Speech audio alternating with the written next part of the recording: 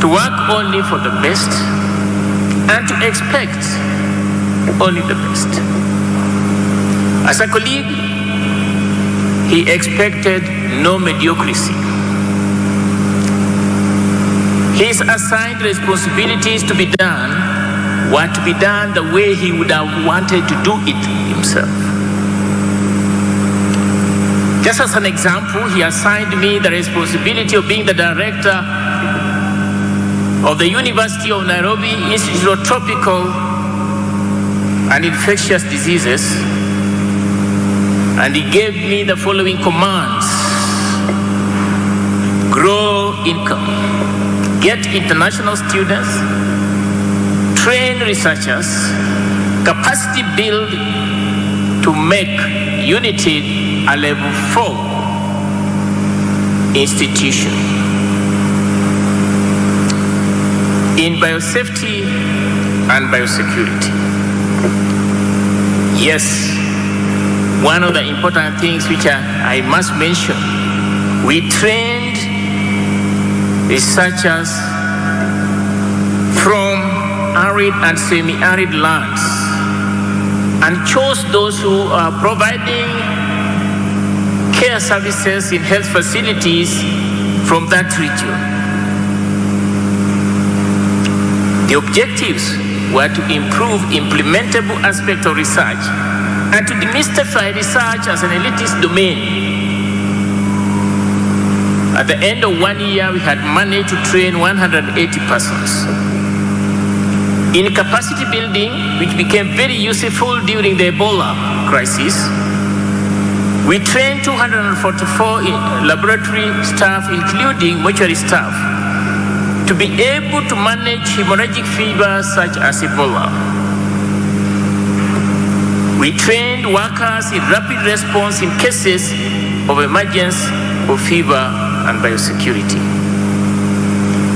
To us, success was what we use, what we chose, what we are, what was true, and what to do, and more importantly, what to give.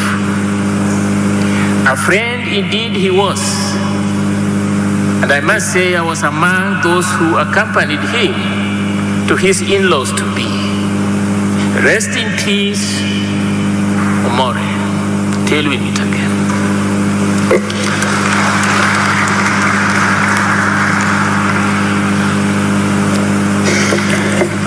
Thank you. Yesterday at the residence of Professor Magoha, it was hosted by members of his profession, and the master of ceremony was Dr. Aloch, and he made all kinds of jokes, and it was at the expense of politicians like myself. How we have not gone to school, we cannot read speeches, and those sort of things. So I want to give him a chance now to prove his prowess in an area where he was, criticizing us. And I also have requested him that there must be several doctors who are here that we have not acknowledged. And he has reminded me that you've only acknowledged politicians. Where are the doctors? And since there's a Swahili saying which says that when you're still giving birth, you don't disrespect the midwives. So I don't know when I'll next be at his clinic, or when I'm on a table when he's a surgeon. So most respectfully, sir, I ask you to acknowledge the doctors and tell them that it's not out of slighting them that I had not mentioned them. Thank you. God is good. So in honor of Magoha, to stand up for 10 seconds and stretch yourself. Thank you very much. Now I'm sure now you're awake to listen to me speaking. You may sit down. It's important that you listen to me. Okay, thank you. I'm here to present a very important constituency. I represent the doctor. It's important to note that Barbara and Mike are also doctors. And I represent very important doctors. I can't mention them because there are very many. And more important, probably this morning, I'm the most important speaker because I'm especially anointed. I'm representing the doctors, but I also come from game, and which is a very important, the only location you can find in English dictionary. The only interest, the only important verse that has never been included in the Bible is do as I say, not as I do. So yesterday I told people not to read their speeches. That was me saying. Now I'm doing opposite. I'm going to read a speech. To the family of the Magoha, on behalf of the medical fraternity, I bring you our sincere condolences on the loss of our dear colleague. We know the medical profession is used to witnessing death, but that does not take away the pains of death when it takes one of our own profession. Death, taking a precious life like that of Magoha, is very painful. And extraordinary doctor he was. It is said that to lose people we love is very painful. And though we say that we cannot lose love, because death cannot touch love. The sorrow we feel when we lose a loved one is the price we pay for having them in our lives. Magoha was a man of good heart, cared about friends and family. He contributed to the development of every single person he met on his path. He mentored many and sowed the seed of greatness in many things. He was an inspiration to many people. Although nice things are said at funeral like today, it is sad that most of us will not be able to hear the same things said to us. He was always an inspiration to all. He said what he meant and meant what he said. He lived beyond humans, and his thoughts were always revolutionary. While we mourn a colleague, we pay tribute and celebrate a life well lived, a life committed to building excellence and standards in every way. Not many doctors leave such a legacy of such dedication to excellence. He will be missed, but never will be forgotten by those who are fortunate enough to have known him. He made many people great. Some people are born great, others have made great, others have got greatness thrust upon them. But he was a great man and made people great. Thank you for leading a great and fulfilled life. The rivers of sorrow. Life is like rivers. Eventually they go where they must. Drinking from the rivers of sorrow sustains a different kind of life. The river is hidden from the rest of the world. Tears drip from my chin and fall into an endless flow of liquid love. The river sparkles with beauty for life and death. Even as the rivers and the sea are always one and meet eventually. Death is not the end of the journey, but the beginning of another journey, a journey that we shall all take and we shall all meet the end. Rest in peace, our departed friend, Omore.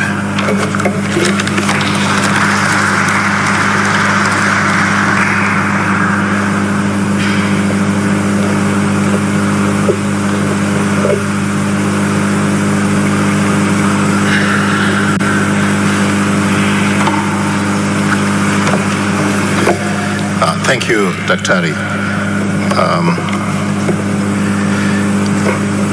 He speaks so well, he should have been in politics, but I think you're more useful in your calling. I'd like to acknowledge the presence of former Minister for Education, our Senior Professor Ongeri, and I also like to acknowledge, if I didn't by any chance, Senior Fred Gumo, former Member of Parliament for this area. It's now my privilege to invite my former colleague, CS Farida Karone to give a tribute on behalf of all the former colleagues of Professor Magoha. Thank you.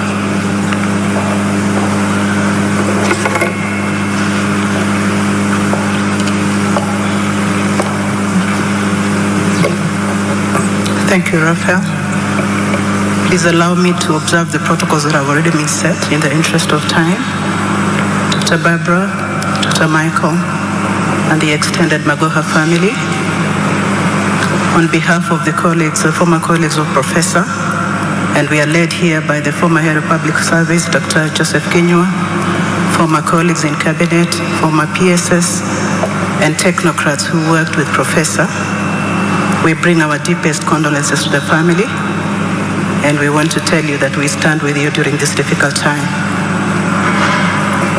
Dr. Barbara, if you allow me, permit me to thank His Excellency the President, because when Professor passed on the 24th of January, as former colleagues, we quickly came together to support the family, and we were given great support by the government of Kenya. So I want to thank His Excellency the President. I want to specifically mention, through the Minister for Interior, the PS for Interior, Dr. Omolo, the PS for Education, Dr. Belio, and through you, Dr. Belio, to the Kenya Literature Bureau, because without your support, it may not have been possible to pull off this function. So we want to honor you and appreciate the contribution and the support you gave us as former colleagues of Professor. As former colleagues, Professor served with us and led by doing. What we learned from Professor is that if you have chosen public life, then you had better be ready to serve with honor and integrity.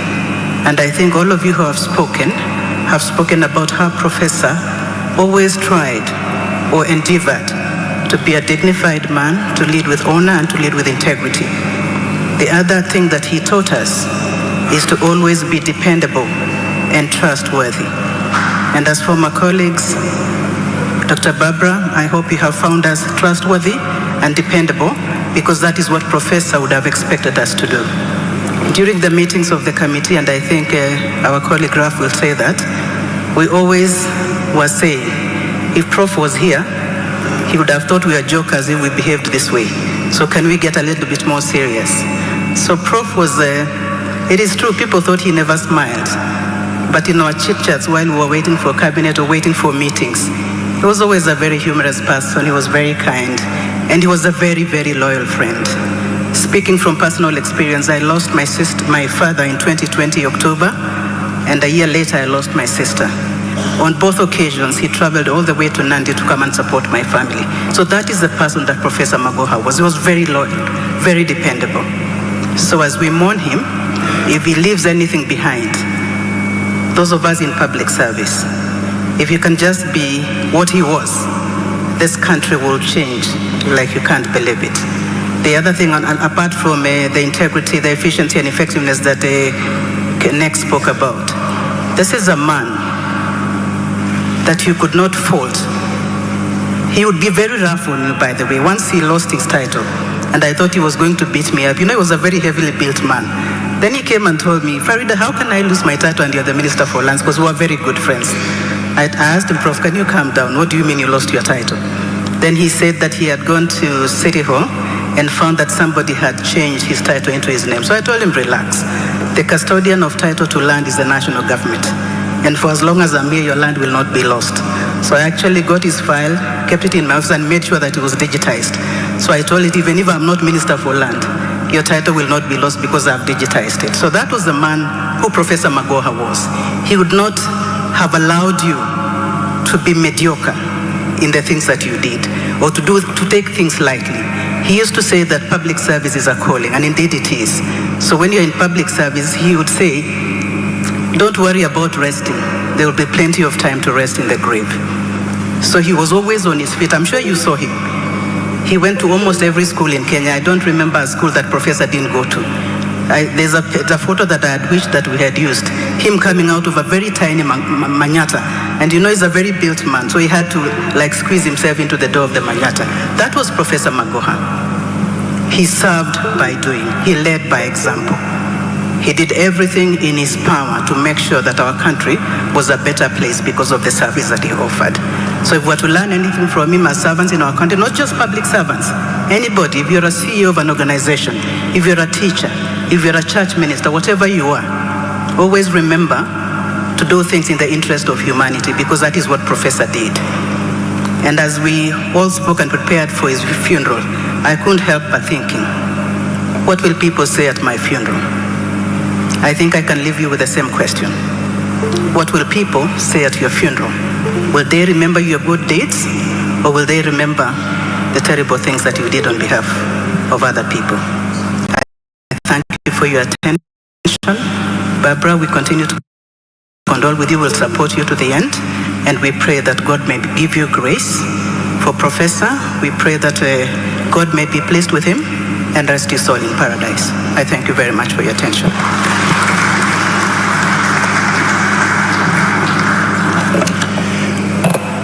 Thank you very much, my sister.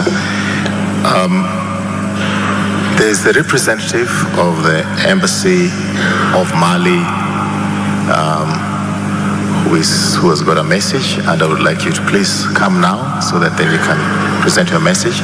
And I'd like to confirm if there's a representative from the Embassy of Nigeria. The Embassy of Nigeria. Is there a representation here? Okay. Thank you.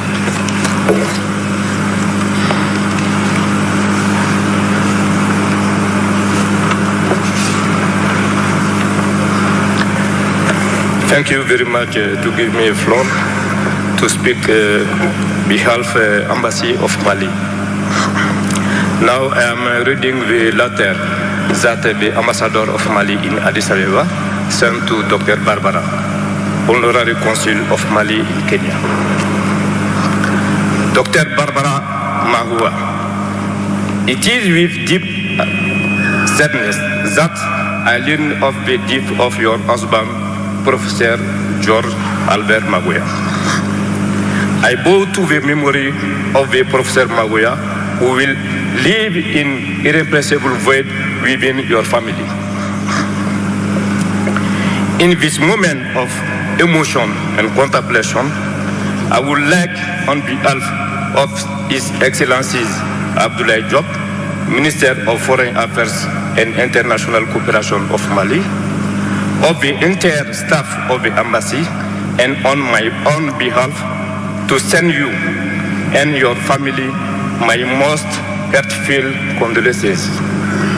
May the Lord, the Almighty, in His infinite goodness, have mercy on his soul and welcome him into His paradise. Amen. I remember to you my feelings of deep compassion and sympathy. Please accept Dr. Barbara Magoha, the expression of my distinguished consideration. Thank you for your attention.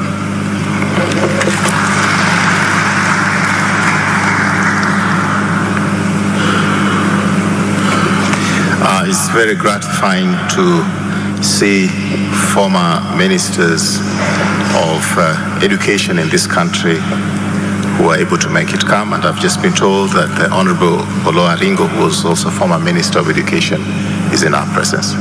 Thank you for coming.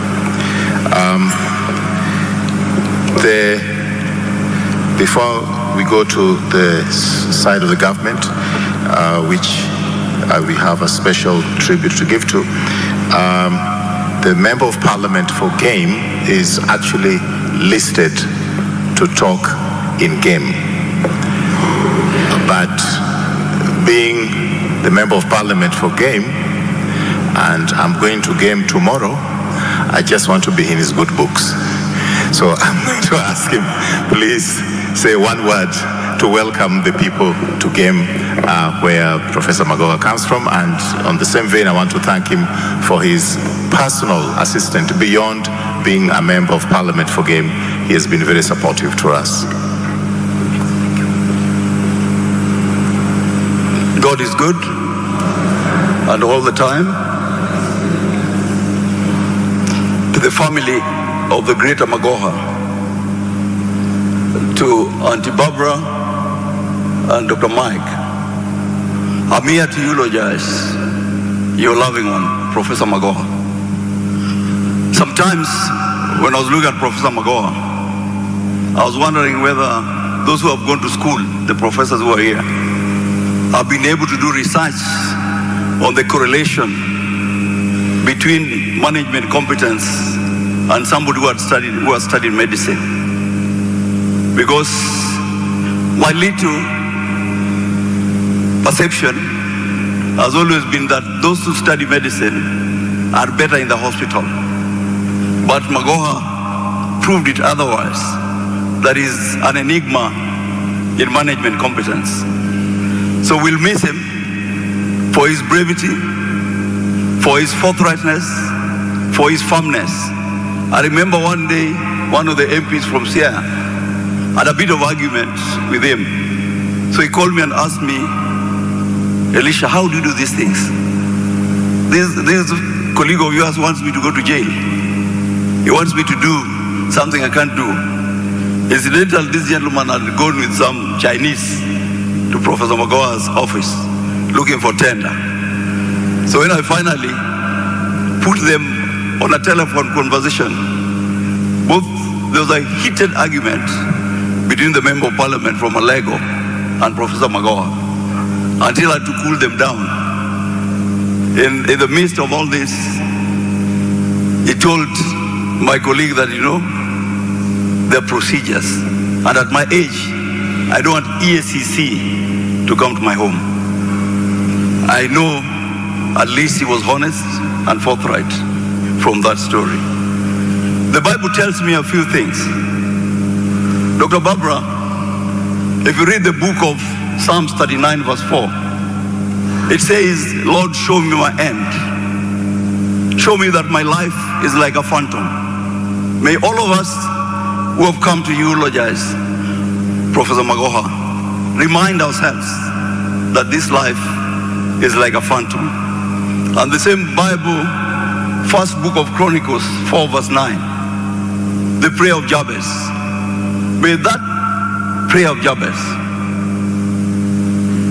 take care of your home.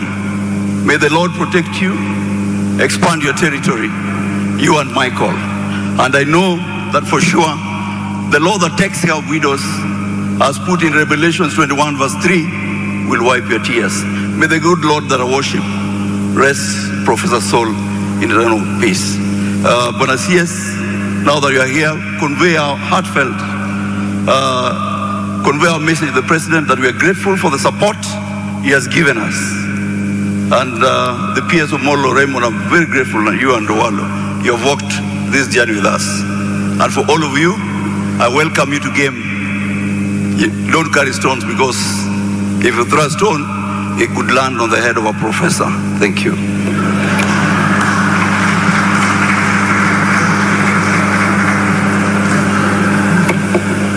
Well, you should have added that you don't need to carry a stone because we have enough over there.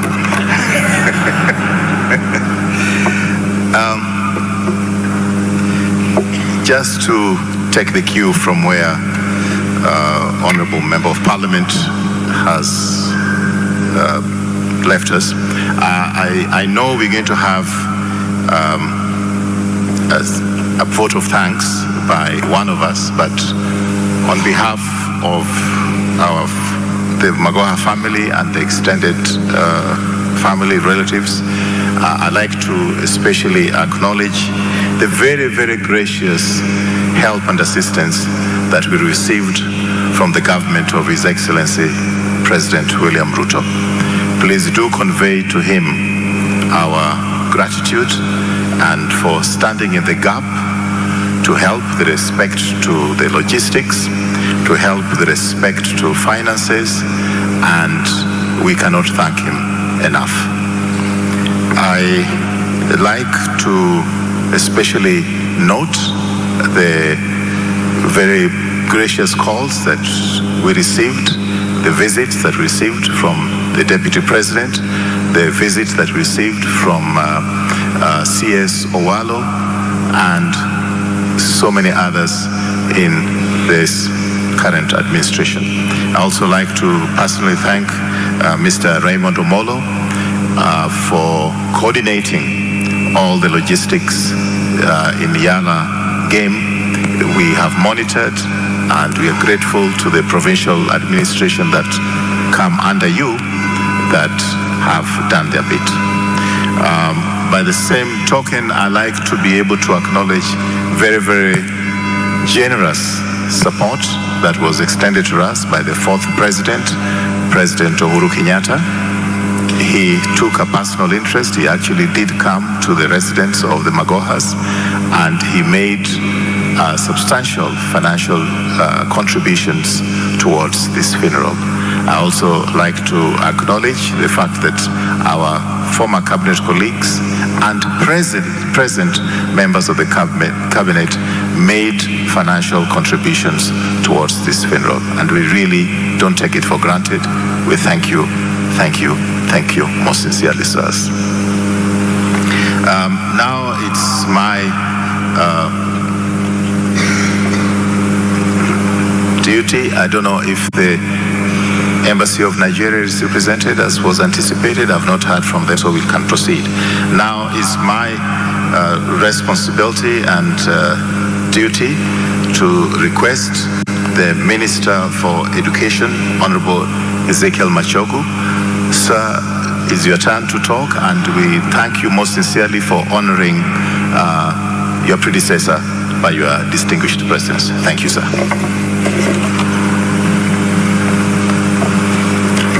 Thank you very much, MC, Your Grace, the Archbishop, the family, Dr. Barbara and Michael Magoha, and all of us. Before I make my statement, I want to acknowledge my colleagues who are here. We have the CS National Treasury, Professor Juguna Ndungu, please stand. And we also have my friend Erio Dowaro, who is going to make a statement on behalf of the Kenya government. Please stand. We have several permanent secretaries with us here, and I want to request in a second Brother Umoro to come and introduce the principal secretaries who are here in 1 minute before I proceed.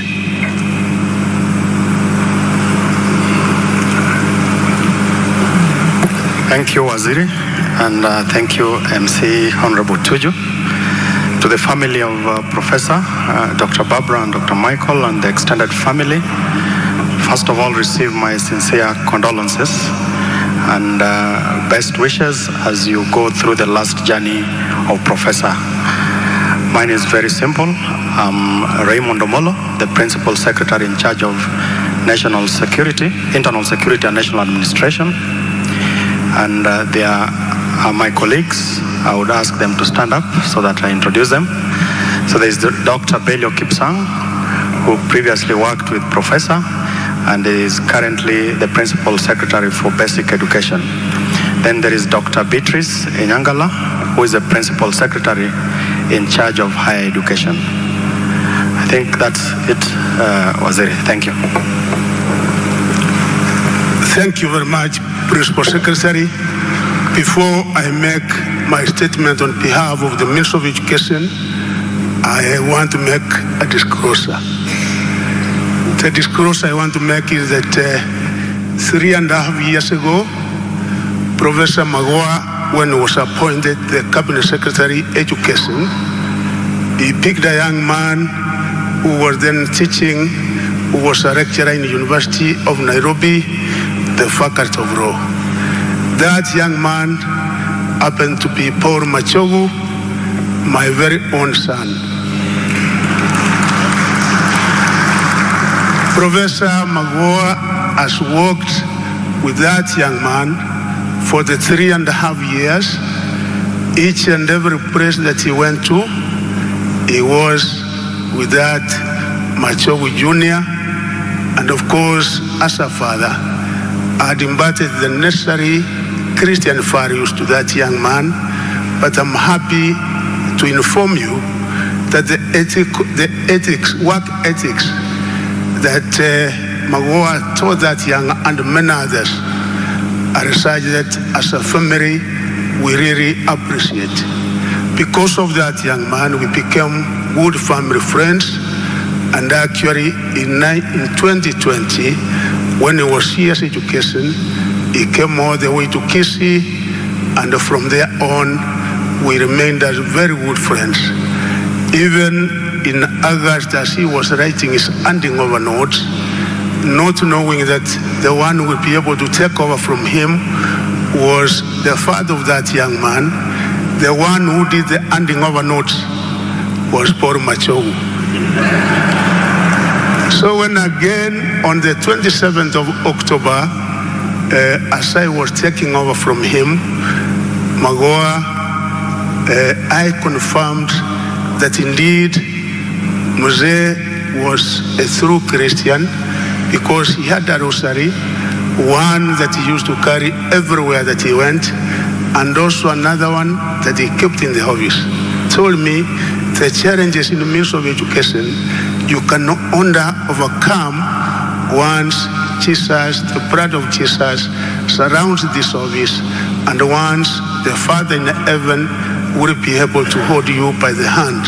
And ever since that time, he has been my advisor, and indeed, he has been my very true friend. Each and everything that we have been able to do in the ministry, I've been very closely consulting with him. The other disclosure I want to make, he did make a request, the family knows about her sister, said yes, I've served the government, please let the government do a PCD during his last days, and Moro is here. His Excellency the President of the Republic of Kenya, Dr. William Samoei Ruto, was able to direct to that request, and the sister with the Public Service Commission, we have been able to do as directed by His Excellency the President, and I'm happy to say that the request was accepted by His Excellency the President, and we have done so accordingly. So now, the sad news of the demise of Professor George Albert Omori Magoha, the scholar who gave an astounding service to the education sector in Kenya, was received with shock and sorrow at the Ministry of Education, where he served as the Cabinet Secretary. On behalf of the Ministry of Education, I wish to express my heartfelt condolences to the family, friends, colleagues, and all stakeholders in the education sector for this terrible loss which befell our nation on January 24th, 2023. Professor Magoha's experience and work ethic endeared him to many in the ministry, especially his unfiable qualities of hard work, integrity, and boldness. Professor Magoha always reminded many of us a lesson that he learned from his mother, that he needed to be self-reliant, including being able to perform the so-called manual course by himself. During his service at the Ministry of Education, many of those he interacted with were embraced and touched by service to the neediest and vulnerable children and households. He never shied away from visiting the inside of informal settlements in all parts of the country to find children who had failed to report to Form 1. He could then personally escort them to their schools before finding sponsors for their education. Professor Magoha was a visionary and a transformative leader who was always determined to move the country's education sector forward. Indeed, the education sector is the poorer without him. We must seek to continue to emulate his work ethic and engineer the education sector to achieve more and keep the trajectory he envisioned. Particularly, we must keep the spirit of tenacity and the focused approach that Professor Magoha embroidered in his work, and undertake me and my entire work, the Principal Secretary and the entire team in the Ministry of Education, that indeed we will not be able to lower the bar. That I promise the Kenyans. To the family, Dr. Papura Magoha, son Dr. Michael Magoha, the extended family, Friends, colleagues, and peers, we must remember that those we have held in our arms for a little while, we hold in our hearts forever. Take comfort in the fact that there are many of us who are with you through this difficult time, and that the sorrow you feel in your heart will be lightened by the love that surrounds you. May God Almighty rest the soul of Professor George Albert Omori Magoha in eternal peace. Thank you, and with this now, I want to invite my colleague, Eliud Owaro, who will be able to make a statement on behalf of the Statement of Kenya and on behalf of His Excellency the President, Dr. William Samoei Ruto. Doctor, my friend, welcome. Thank you.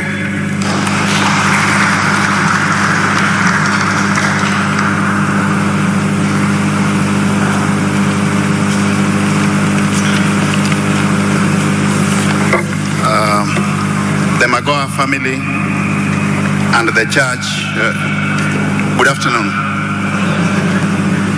Before I proceed, I seek your indulgence. I want to donate half a minute of my time to Professor Njuguna Ndung'u as a former colleague of Professor Magoha all the way from the university, just to say something about Professor.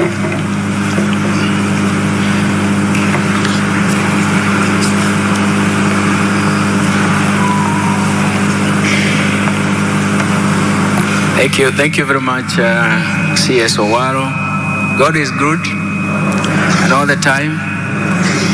Thank you very much. I just said I need to say a word because I come a long way with the family of Professor Magoha, the late Professor Magoha. For me, he has been a friend, he has been a colleague, and he has been my boss. So I think I combine so many aspects.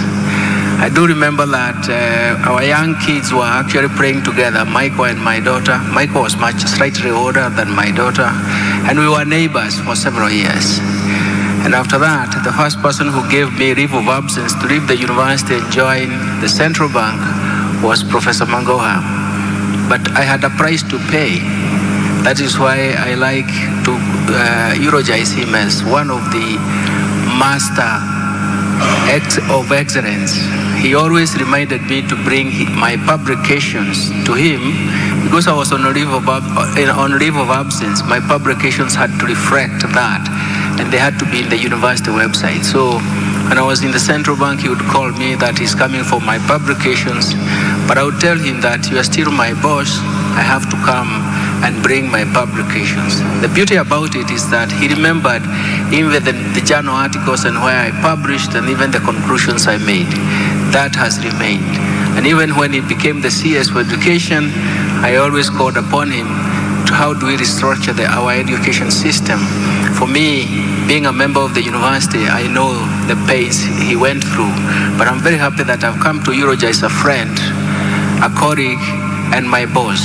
Thank you very much. Condolences to the family. Thank you, Prof.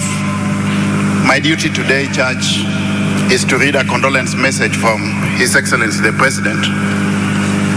But before I do that, let me once more pass my very, very sincere condolences to the Magoha family.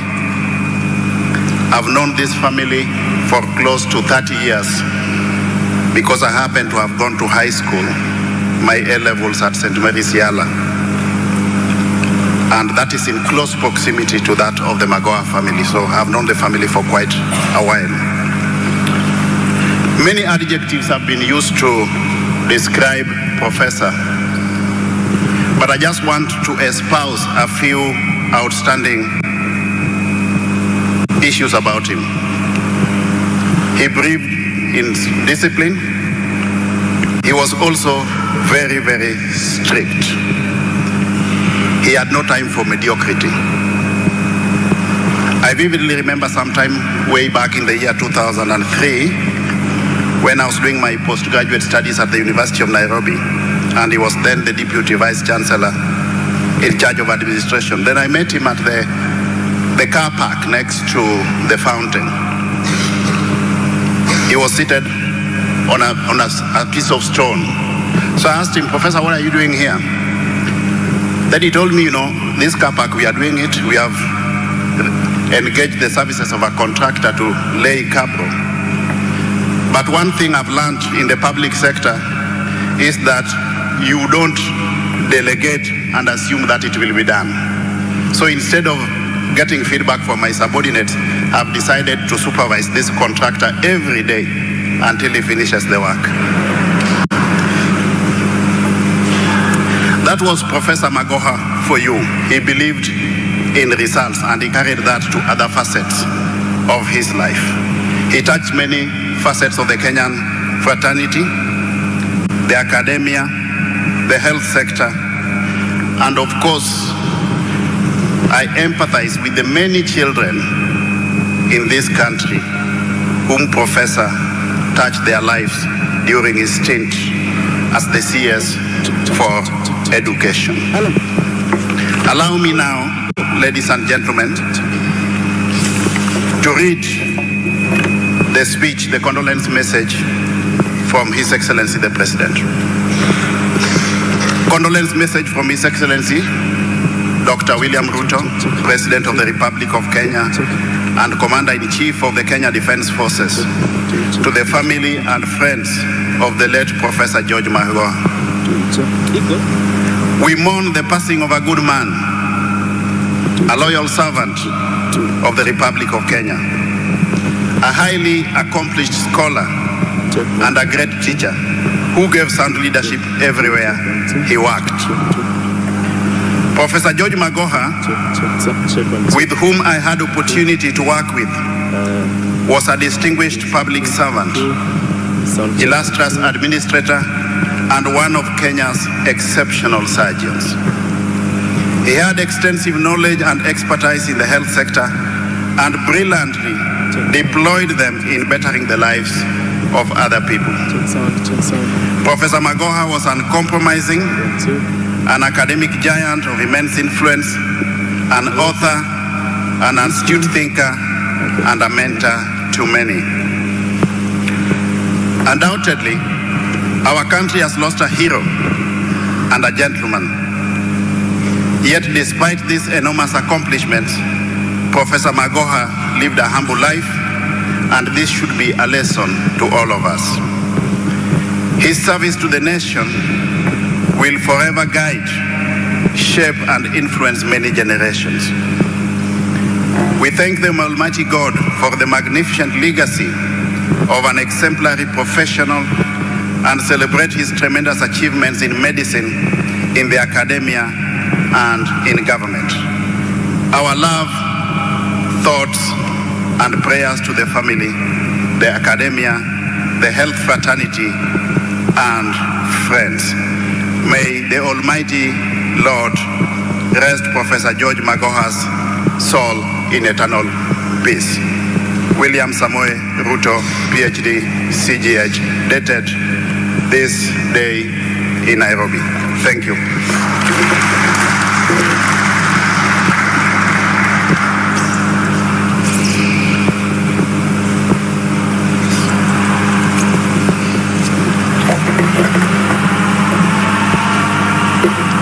Thank you, CS Elegidowalov, and I'd like to now take this opportunity to go to the family, and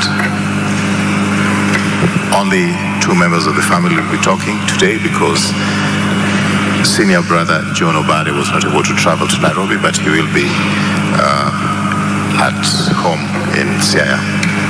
So it's now my privilege to ask our son, Dr. Michael Magoha, to come and make his remarks.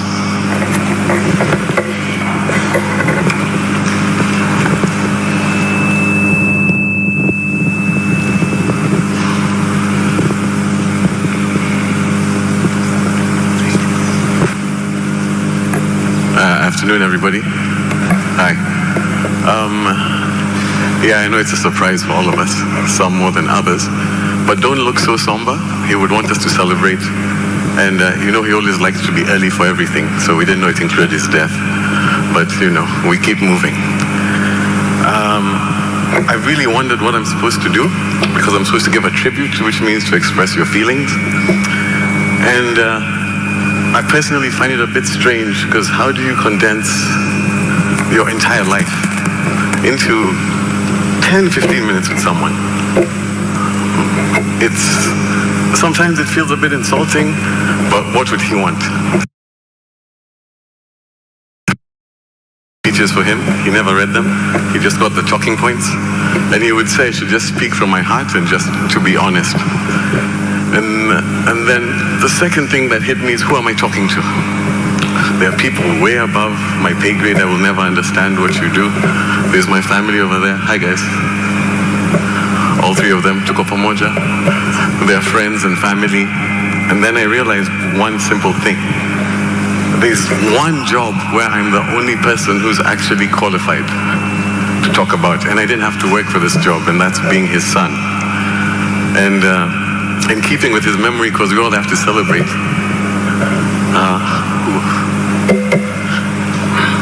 Don't worry, relax. I'll explain what it meant to be his son. A couple of things people don't realize. All through my life, if I ever needed my dad, don't worry. I'm okay. He would want me to do this alone. He was available. It didn't matter if he was a surgeon, if he was a cabinet secretary. And that's because he believed in family. And it was always the same. One phone call. If he can talk, he talks immediately. If he can't talk, immediately he finishes, he would come to me. And that's for 38 years of my life.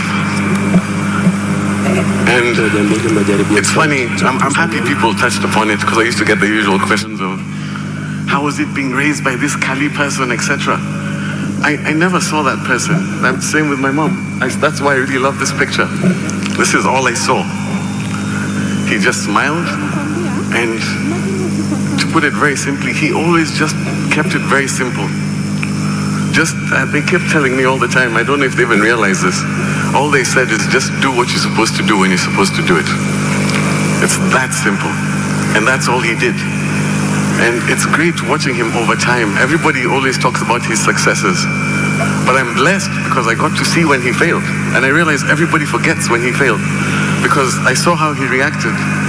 And what hits me more, if I feel like that, the person who knows a lot more is my mom. Because as I have a child now, by the time it reaches your child, it's really stressing you. Do you know what I mean? It's stressing you. And I'm grateful for that. So I won't take too much time. The person who needs to spend the most time with him. But I'll just say 3 things that I hope everybody can take away. Number 1, family is the most important thing. You never know when you have time. He knew it. He gave me time. And he always did what he was supposed to do. A CS who still gave lectures at the university, because yes, my name is there. There was never pomp or ceremony. The funny thing is, he never looked for any of the officers. All he ever did was what he was supposed to do. And if he saw that there was something that was wrong, he just continued. If the office looked ugly, it's like, this office has to be revamped. Where do I get money? If there are too few doctors, how do we organize doctors? And then pap. And whenever he got an office, the other thing I remember is he was always waiting to retire. He was waiting to leave. The discussions were, what's going to happen when I leave the university? Next he's appointed somewhere. Next he's appointed somewhere else.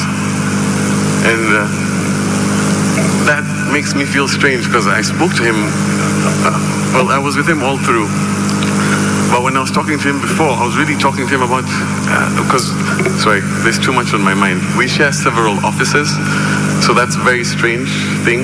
And we have the same name, so every now and then I get a text that's meant for him, which I thought was very funny. And since we're always honest to each other, I thought that was it was quite funny that I could always see where he was going and how he was trying to take care of me, or what he was struggling with, or how he hid it. I could go on and on because it's 36 years, but 2 stories come to mind. One was we were sitting with him in the house. I was struggling with something, and I came to him, and he reminded me a story which I completely forgot. I was just in high school. I was in boarding, and you know how children now, you compare yourself to other children. So I had clothes, but I didn't have the cool clothes that all the other children were wearing, and they had many of them. And I remember telling him, Dad, can I get more of this? Then he just smiled. He's like, just go up to your room, put the clothes that you have. Then he gave me some time. Then I went there. We're talking about tracksuits, because that was the cool thing at the time. I had 2 of them and 2 pairs of shoes. I was like, everybody had like 5. So he's like, do your friends have these? I'm like, no. Do your friends have these shoes? He's like, no. But it's like, but they have many, Cindy. I'm like, yes. So he started laughing, and that's actually what I miss, his laugh. And it was really heavy. Then I was wondering, why are you laughing? And then he said, what you do is tomorrow, you go to school, you tell all those friends who have all those clothes, ask them why they're wasting so much money buying so many clothes, that they should look to you who only has 2 that are lasting for this long, and you go and tell them this exact thing. I'm sorry that you have to do so much for other people, but look at me, I'm the standard. So if you have these, then you're okay. So those are the small things I think about. He made me realize, stop comparing, just do what you're supposed to do when you're supposed to do it. It's that simple. Everybody makes it seem so hard. But if you tell somebody the truth, they won't be happy. But if you're doing it properly, that's it. Trust in God. The same quote that's in one of our desks, for the Lord did not give us a spirit of fear, but of faith, hope, love, and sound mind. And that's what my dad is. He was always hope. And that will continue. I think, like I keep saying, I can just keep on going, but the last one, this one goes to everybody. Towards the end, one quick note, I have to say this for the doctors. How many professors do you know that most of their mentees are professors? You know, it's a small thing. If you're in medicine, you know exactly what I'm talking about. Those are the people who came to support and help me. Always his mentees, he spent time with them. Every one of them has an individual relationship, a lunch, a coffee, a phone call, a funeral, a wedding. And that's what impresses me, because that takes time. It takes time to be human and spend time with people. That's one thing we're all missing. So forget pomp, ceremony, anything. Spend time with people. That's what he would want you to remember. Talk to the person next to you. Find out what's going on with their children. Just spend time with them. And he kept telling me this thing. If there's somebody behind you, somebody stands behind you, what do? You protect them. If somebody stands beside you, regardless of what they believe, their creed, their politics, anything, if they have decided to stand beside you, you respect them. It's literally that simple. And the last one, which he told me, if anybody stands in front of you to push you back, then it's fine. You smile and you look at the people beside you and behind you, and you show them the strength that you have now. So with that, and you trust in God, you'll be okay. So if we all do that, I think we can all be better. We can honor his memory. It's good he did all of those things, but he only reached there because he kept it simple. Do what you're supposed to do when you're supposed to do it. Thank all of you for coming to spend time and see my dad rest and spend time with the family. We'll still be here. Hopefully we'll become friends. Regardless of wherever you are still who you are. So God bless you all. Thank you.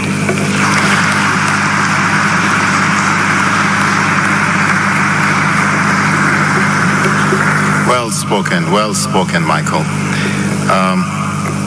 We're coming to the end now, and Dr. Odudu Barbara Magoha, may I request that you make your way up here for your final tribute.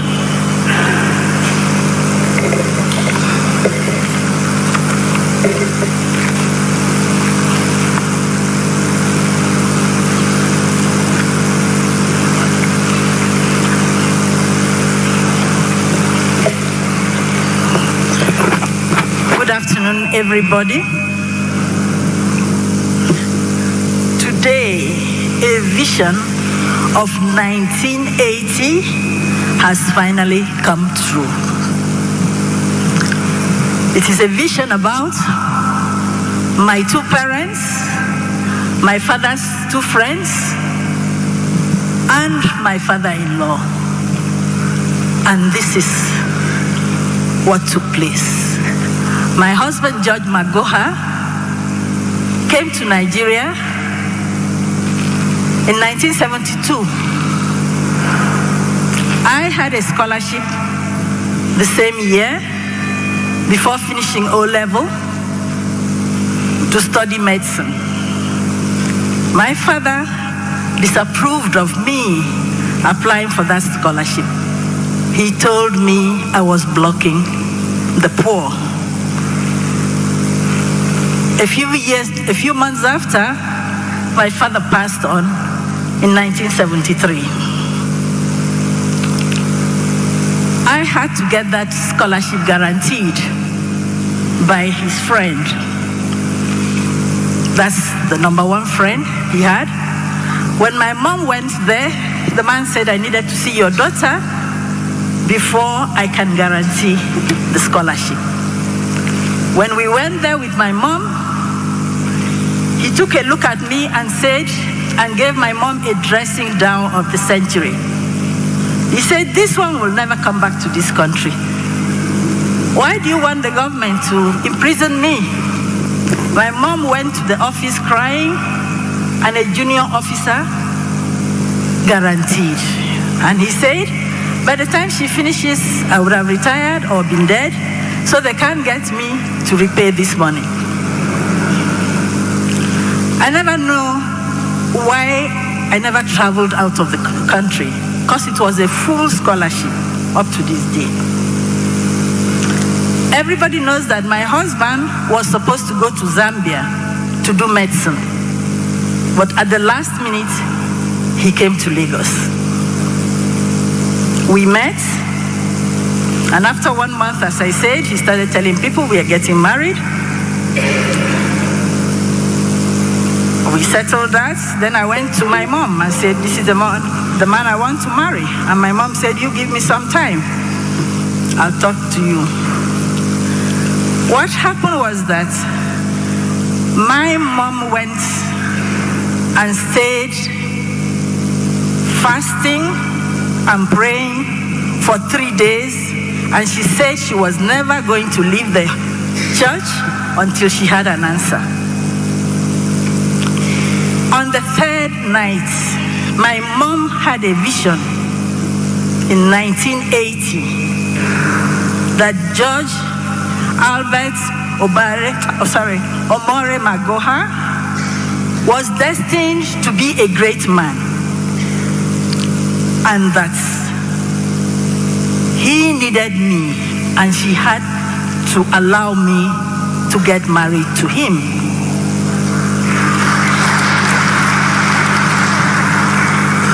So my mom came back crying and said her hands were tied. But she gave my husband 2 conditions. The first one was that I had to finish my undergraduate studies. The second one was that if he married her daughter, he had to marry her too. And he asked me, what was that about? I said, it meant from now on, I've transferred responsibilities to you. You take care of my mom. You bury my mom if she goes before you. Since 1989, my husband made sure he paid for my mother's air ticket every year until she passed on in 2008.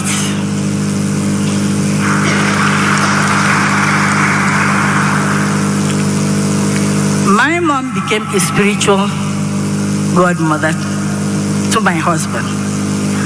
And that is why when my mom passed on, my husband thought his life was over.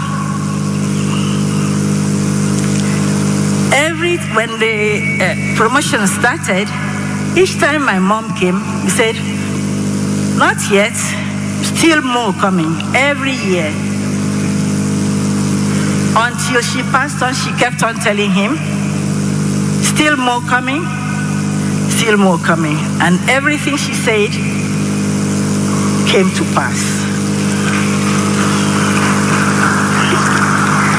With all that has happened, I believe my mom's vision has finally come true 43 years after.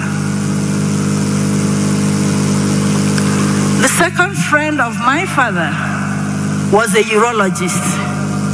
He made sure my husband was a urologist. Professor Mposong from the University of Ibadan. Will you call that destiny? Will you call the way we met? And the fact that my father-in-law, my late father-in-law, moved us from the ancestral home to Umiru. Things just don't happen. He settled us.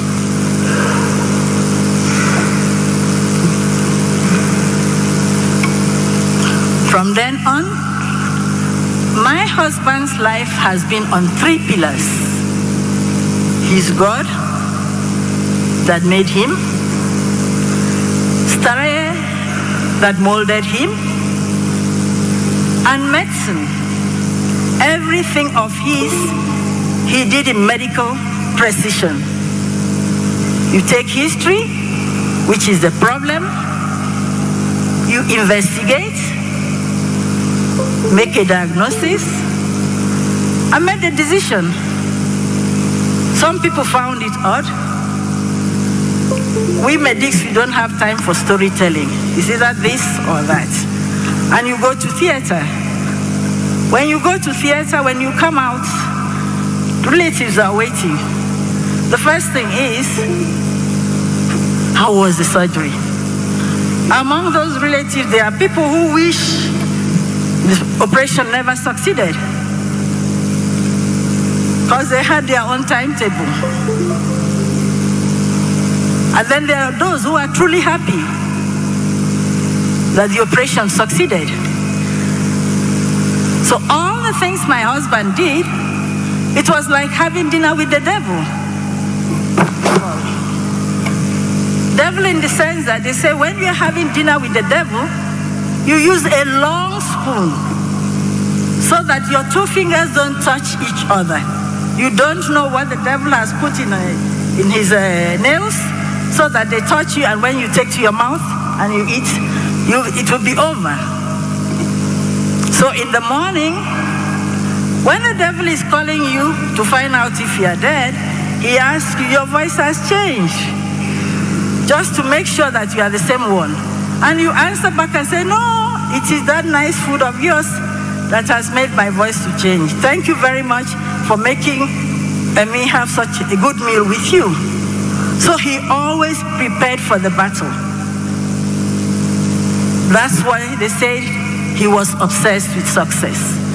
Because each time you pass one battlefield, you prepared for the other.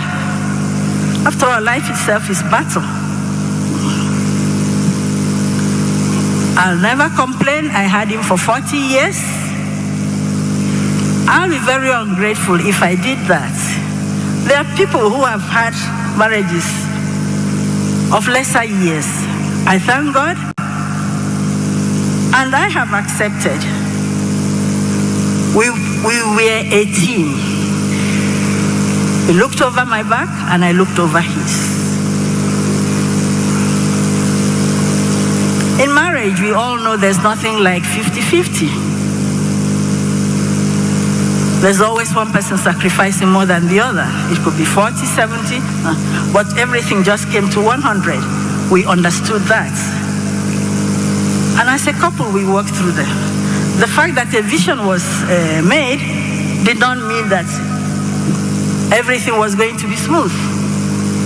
He was not perfect, neither was I. Neither did we have a perfect relationship. But we worked through it, knowing that marriage is about 80-20. 80% meaning what the two of you share in common. The other 20% is what may divide you. So we increase the 80% and reduce the 20% in our lives to make it 0.2%. And in that way, we had a perfect marriage.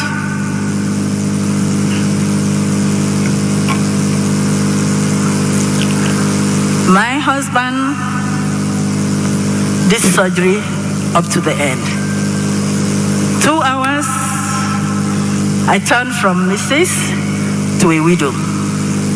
He was okay. He was not sick. We talked. He went on the day of, on the 24th of January. He went out, bought things, to buy things for the late brother's funeral. At 2 o'clock, he told me he was chesty. I told him to rest, due to the stress, that he should rest. At 2:30, he asked me for a cough mixture, and I just pointed to him, my own cough mixture. I pointed to him and walked away because I was ironing to go to work. And one thing I liked about my husband is that he allowed me to grow. So my professional career was something of importance to him. So I ironed to go to work. While ironing, I heard him calling me in a stressful voice. When I went, I found out that he had collapsed and his head was almost knocking on the wall. I put my hand to the wall, and then his tongue was coming out, and I pressed down the tongue for some fresh air. I called the workers who were there. I screamed, and they come, and he got revived, put him on the floor. When he woke up, he said, "I want to see my son." That's when I knew something was not going right, because if he had said, "Call me Mike," that's different. Then he said, "Call me my son." 2 weeks earlier, he had said, if anything ever happened to him, I should call Professor Mwanda. So when I revived him the first time, I called Professor Mwanda and I told him, "Please, I need to see you urgently in my house." I didn't tell him what was wrong. I didn't want to cause an accident. Then I called my son. I asked him, "Where are you?" He said, "I'm in theater." "What, are you operating or assisting?" He said he was operating. I said, "Please hand over. Your father is not feeling fine. I think you better just come." Quietly, and he came. So when my son arrived, my husband spoke to my son. My son said, "Okay, fine." When he arrived, I said, "Your father has had a heart attack, and but now he looks better." He said, "There's no problem. You must be on admission." "Where are your tracksuits?" He's the one who pointed out the tracksuits to my son, and then my son started making all the emergency calls. Sat up, drank, talked a bit, and then said he wanted to go for a long call. He was assisted. He went for the long call. Then Professor Mwanda came in, and he is the one who said, "Oh, you've arrived. Please check my blood pressure." As the blood pressure was being checked, he had the second attack, and we were rushed down there. And I think it must have been one of the most stressful things for my son when he had the third attack, knowing the implications of having a third attack. And when he finally had the fourth one, he passed, and all this happened within 2 hours. Just like a surgeon operates, finish, it's over. The following day, I dreamt he asked me, the way we used to have our discussions, pulling a seat and asking me, "What do you think I would have done in this situation?" It was best for you, it was best for me. I woke up and I said, "I set you free." That is the story of Judge Albert Omari Magoha. Magoha, son of Magoha, has exited the stage when the ovation was loudest. Thank you for celebrating his life with me.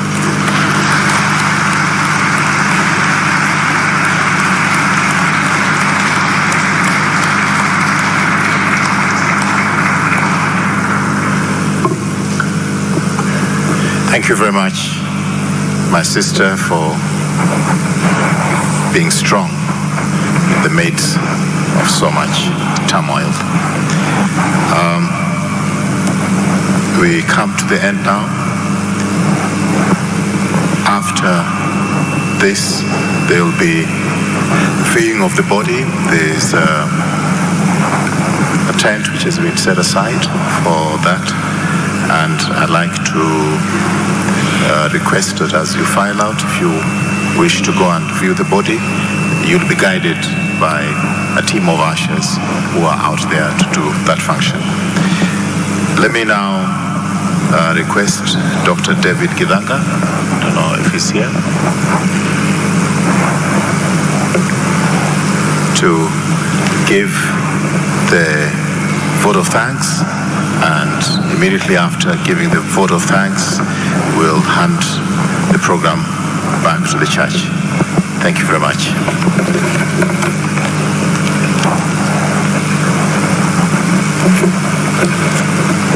Good afternoon, everyone. Barbara, Michael, and the wider Magoha family, and distinguished pilgrims. We're all pilgrims in keeping with the theme for today. Give them eternal rest, O Lord, and may perpetual light shine on them forever.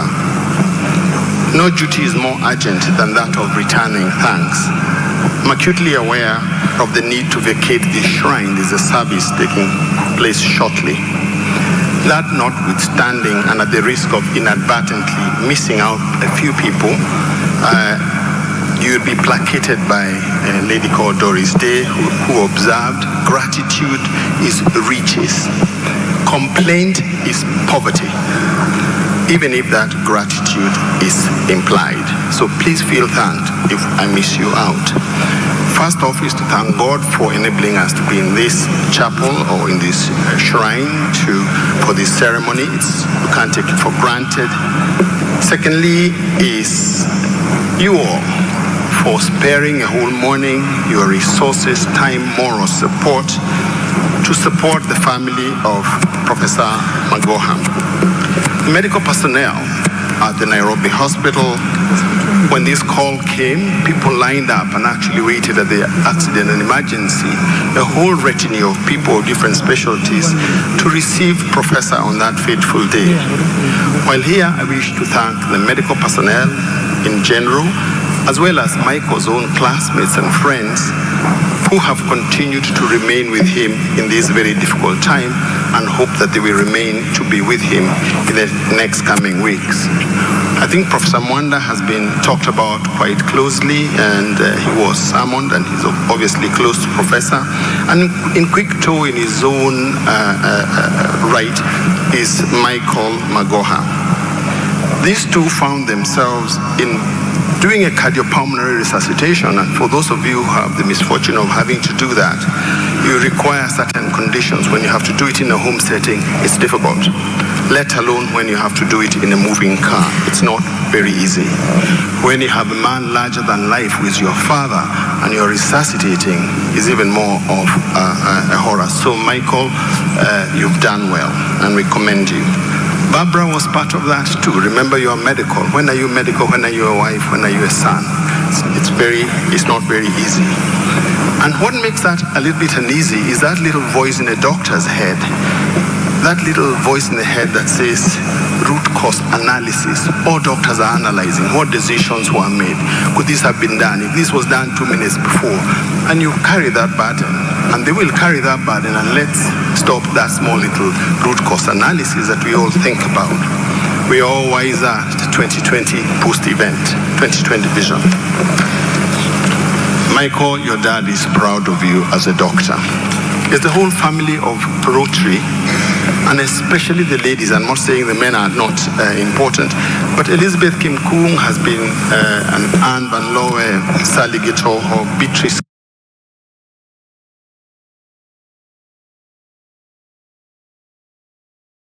Tanui, Jessica Kazina, Josephine Ojambo. They've been round about Barbara, really supporting her in this very difficult time. There's a whole community of West Africans residing in Nairobi who've been very supportive. leave Funeral Home for professionalism and extreme kindness at a very difficult time. The church and the clergy of the Nairobi Hospital Chaplaincy, Our Lady of Guadalupe Parish,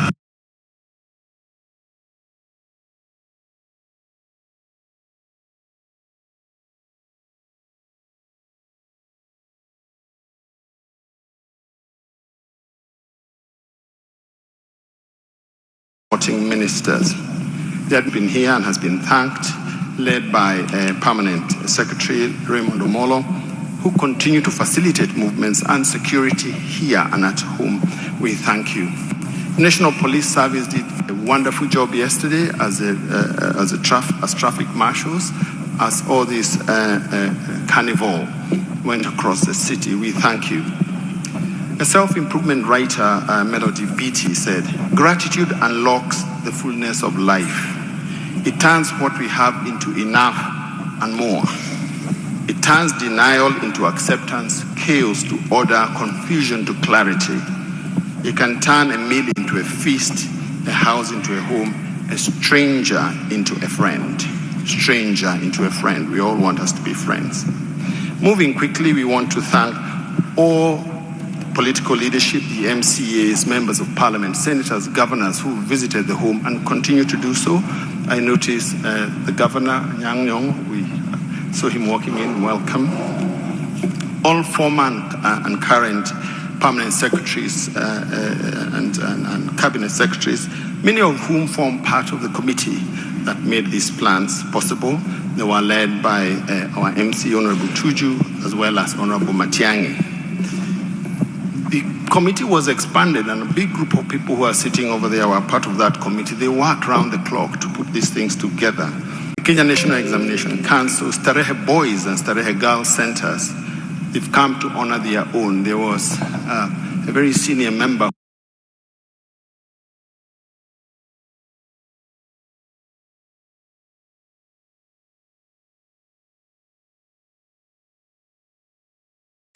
Professor Kiama, as well as the council chair, Professor Miriam Mwere. There are chancellors that have visited also, and council members variously at home. There were traditional dancers from Nigeria who did an exceptional job. Michael keeps on telling us, my father would like a party.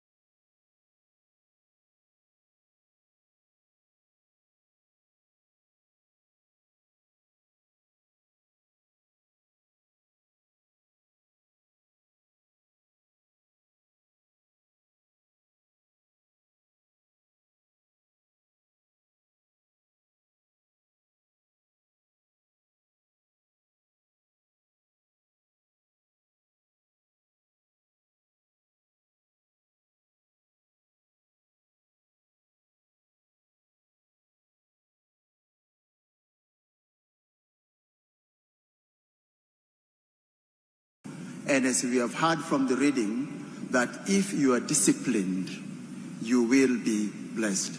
Prof was disciplined, and he reminded us, those of us in the center now, that all we must do. In his time in 1967, Starehe was not an academic giant, but was a place of shaping character.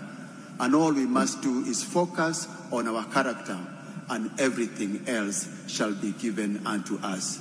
May the Lord rest his soul in eternal peace.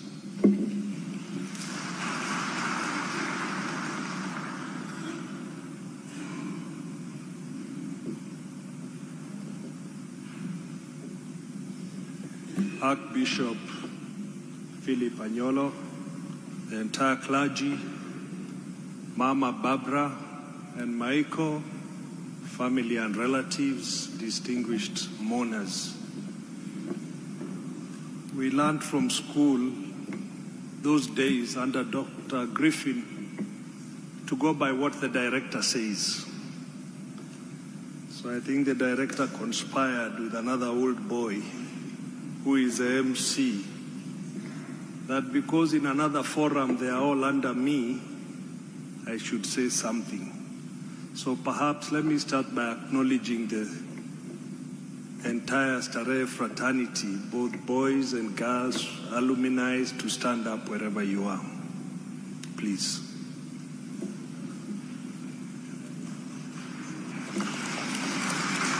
Thank you very much. Thank you. We all know that Professor Magoha had his family and relatives, but we also know that he had many brothers and sisters in the Starehe alumni. I had a personal relationship with him, but I want to say a few things about his relationship with Starehe. I thought one of it the director would have mentioned. He was very close to Dr. Griffin, and in 2005, that evening, one evening when Dr. Griffin passed on, and I called him, and he said he wanted to take charge of looking after the remains of Dr. Griffin. And I think he supervised the entire work of preserving that body in a way that he used to tell us it could stay for 200 years. And that is how close he was to Dr. Griffin. The second one that I remember about Starehe is the day he was sworn in as a cabinet minister. He actually called me and told me to pass a message to the director that now that he was a minister for education, the management team and the director needed to work hard, because from where he sat, he could not be seen to give any favors to Starehe boys. And that was a principle in which we all knew Professor Magoha to be. I recall an event, again a sad event, when he lost his mother. And I went to Marenyo village in Gem for the burial. And when he saw me, he asked me, "Why didn't you tell me you were coming?" And I told him, in the Starehe Brotherhood, I cannot tell you I'm coming to bury my mother. I just show up. And although many people think that Professor Magoha never smiled, he actually smiled and laughed. In his days as a VC, especially in the early days as the Vice Chancellor of University of Nairobi, he had difficulties with the Ministry of Education. And the Minister for Education was the late Saitoti. And I'm the one he talked to who brought them together because he needed funding from the ministry. Perhaps many of his secretaries at the university will recall I used to come there for a cup of tea. Now they know what we were plotting as brothers, to have the Ministry of Education support the University of Nairobi. On the day that Professor passed on, and I've shared this with Barbara and Michael, I was having lunch with a friend of his. And this friend was very busy sending money to Professor Magoha. This was at 2:30 that afternoon. And he wanted to M-Pesa to help in burial arrangement of his younger brother. So he sent the money successfully, and immediately Professor called back to say thank you. So my friend left the lunch table and went out to pick the call and came back and said, I just sent money to Professor. He was just acknowledging because he felt he was rude at a lunch table leaving. So in the evening when the news started coming in and somebody called me, said, Professor Magoha has passed on, I said, no, it's not Professor George. It is his younger brother. Because I did not believe that being privy to a conversation at 3 o'clock, somebody can then leave us 2-3 hours later. But that's what life is all about. That we live in this world at the grace of the grace of the Almighty. And that every minute we have is a borrowed minute. And that we need to do what we can to leave this world better than we found it. Fare thee well, our brother, Professor George Magoha.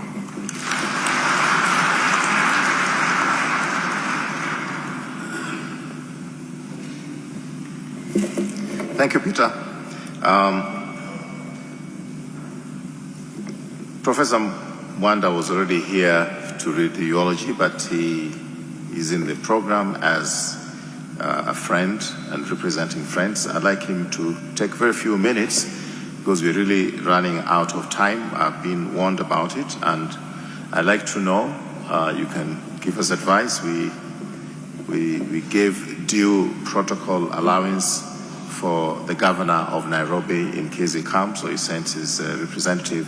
We'd like the representative, if he's here, just to, or she is here, to come and tell us here in the front so that we can continue with that. And the rest, I think, we're supposed to talk are close by.